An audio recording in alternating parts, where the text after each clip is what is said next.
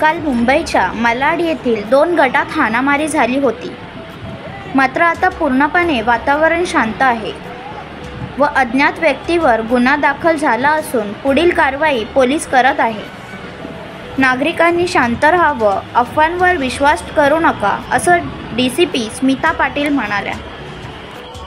Police स्टेशनमध्ये काल संध्याकाळी 17:30 वाजण्याच्या सुमारास मस्जिद समोरून एक रिक्षा जात असताना त्याच्यामध्ये काही गैरसमज झाला आणि त्याच्यामधून वाद झालेला आहे। त्यामध्ये मुस्लिम समाजातील काही इसमांनी हिंदू समाजातील काही मुलांना त्या ठिकाणी वादावादी होऊन त्यांच्यात एकमेकांमध्ये मारहाण झालेली आहे।